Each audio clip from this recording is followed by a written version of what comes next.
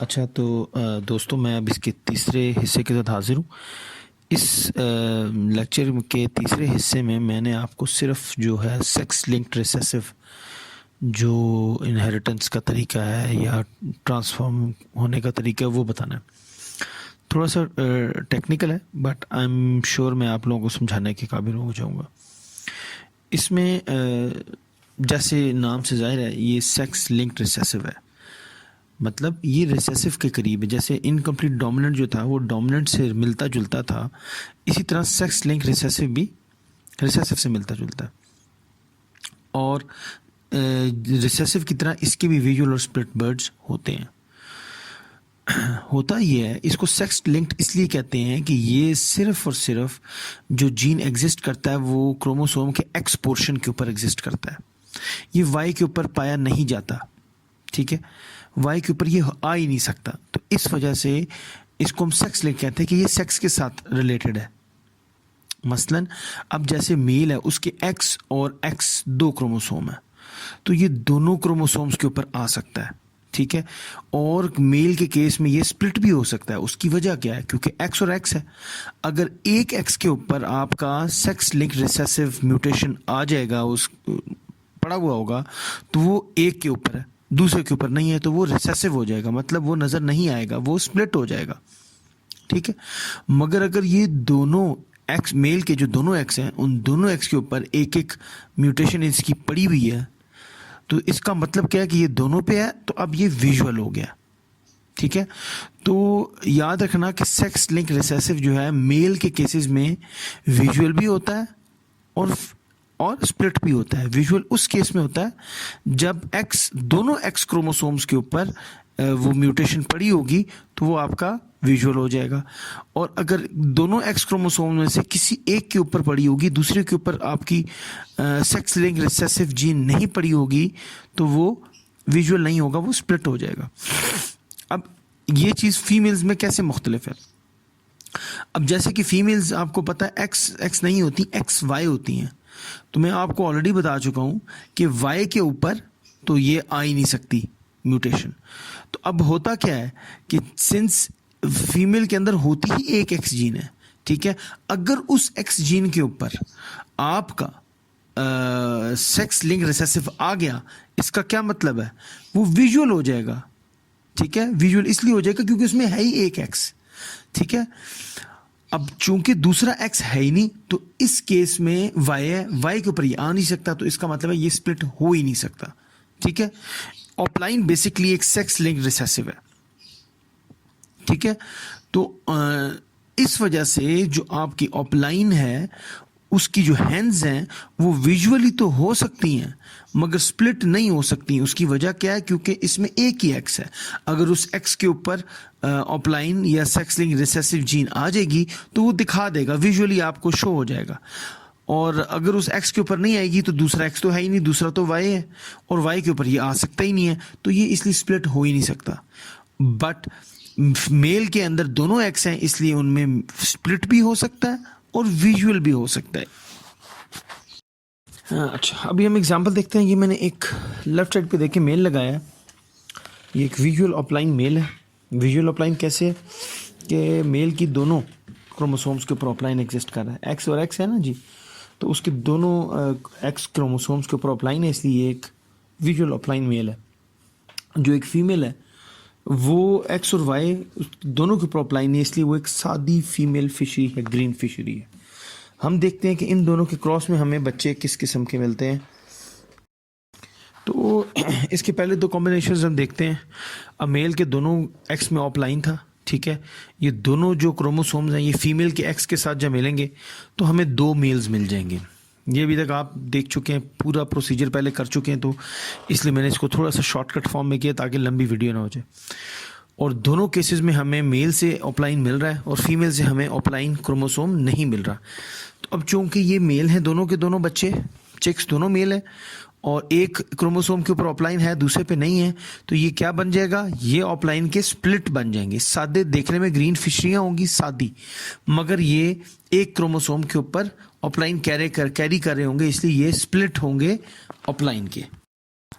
अच्छा अब देखते हैं कि हमें फीमेल बच्चे कितने मिल रहे हैं। अब मेल के आप देखें, जब मेल का जो बाकी जो एक्स हैं वो अब दोनों के दोनों क्रोमोसोम वाले जो एक्स हैं, अब वो फीमेल के वाई क्रोमोसोम के साथ जब मिलेंगे तो दोबारा वही हो रहा है कि एक्स के ऊपर तो मेल वाला ऑफलाइन लेके आ रहा है अपने साथ, मगर वाई के ऊपर आपको पता है ऑफलाइन एग्जिस्ट कर ही नहीं सकता, आ ही नहीं सकता। तो अब एक एक एक्स है दोनों बच्चों के अंदर, ठीक है, एक ही एक्स है और उस एक्स के ऊपर ऑफलाइन एग्जिस्ट कर रहा है। और हमारी शर्त क्या है ऑफलाइन होने की विजुअली, कि अगर एक्स क्रोमोसोम उसके अंदर है, उस जितने एक्स क्रोमोसोम है उन सब के ऊपर ऑफलाइन होना चाहिए। अब इसमें चूंकि फीमेल में होता ही एक एक्स है और उसके ऊपर ऑफलाइन है, तो ये सारी की सारी फीमेल्स आपकी विजुअल ग्रीन ऑफलाइन होंगी। इसलिए चूंकि दूसरा वाई है और वाई के ऊपर आपकी, मैंने पहले ही बता दिया कि ऑफलाइन आ ही नहीं सकती, इसलिए इसमें ऑफलाइन में या सेक्स लिंक रिसेसिव में आपकी स्प्लिट एग्जिस्ट नहीं करेगी फीमेल्स के अंदर। और हमें अगर आप देखें तो हमें टोटल इसके केस में इसमें हमें जितने मेल्स मिल रहे हैं सारे ग्रीन स्प्लिट टॉप लाइन है, और जितनी फीमेल्स मिल रही हैं सारी की सारी हमें विजुअल ऑफलाइन फीमेल्स मिल रही हैं। इसी तरह से मैंने एक और कॉम्बिनेशन लगाया, एक मेल भी विजुअल ऑफलाइन है क्योंकि दोनों एक्स के ऊपर इसकी ऑफलाइन है, और फीमेल भी इसकी ऑफलाइन मैंने ली है क्योंकि इसकी एक ही एक्स होता है उसके ऊपर ऑफलाइन है, वाई के ऊपर हो नहीं सकता, तो दोनों विजुअल है। ये मैंने डायरेक्टली आप लोगों को एक शॉर्टकट दिखा दिया ताकि टाइम कम वेस्ट हो। आप इसमें देखें, इसमें आपके 100% जो मेल्स हैं वो सारे के सारे जितने एक्स फीमेल के एक्स के साथ लग रहे हैं वो सारे के सारे ऑफलाइन बना रहे हैं, और वो सारे के सारे 100% मेल्स आपको ऑफलाइन मिल रहे हैं। इसी तरह फीमेल्स के भी जितने एक्स क्रोमोसोम्स आ रहे हैं सब के ऊपर ऑफलाइन आ रहा है, जिसकी वजह से फीमेल्स भी सारी 100% आपको विजुअल ग्रीन ऑफलाइन मिल रही है। ये हमारा सेक्स रिसेसिव ऑफलाइन का एक आखिरी मैंने एक निकाला, जिसमें जो मेल है इट इज़ स्प्लिट ऑफलाइन और जो फीमेल है वो एक विजुअल ऑफलाइन है, क्योंकि मेल के एक क्रोमोसोम एक्स क्रोमोसोम के ऊपर ऑफलाइन है, दूसरे पे नहीं है। और इसमें जब आप सारे कॉम्बिनेशंस चारों के चारों कॉम्बिनेशंस लगाएंगे तो आप देख सकते हैं कि मेल्स में आपको आधे मेल आपको जो है ग्रीन ऑफलाइन विजुअल ऑफलाइन मिलेंगे, और आधे ऑफलाइन आपको ग्रीन स्प्लिट ऑफलाइन मिलेंगे, और जो फीमेल्स हैं आपको वो 50% visual offline female fisheries offline green offlines मिलेंगी, और जो 50% आपको फीमेल्स मिलेंगी वो सिरे से ही मतलब बिल्कुल regular simple plain green fishery होगी। मुझे उम्मीद है कि इस एग्जांपल्स इन 2-3 एग्जांपल से आपको ऑफलाइन या for that matter sex linked recessive की एक अच्छी अंडरस्टैंडिंग डेवलप हो गई होगी।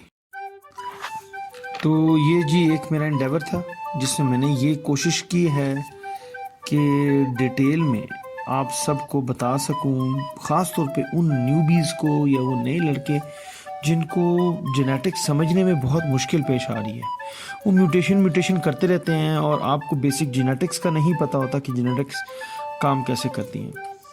और मुझे बड़ी उम्मीद है कि ये वीडियो जिस ऐसे बंदे के, जो भी ऐसा बंदा जो कि वाकई में सीखना चाह रहा है लव बर्ड्स की म्यूटेशन को या फॉर दैट मैटर पैरट्स की म्यूटेशन को एज अ होल, उसके लिए बहुत फ़ायदेमंद साबित होगी।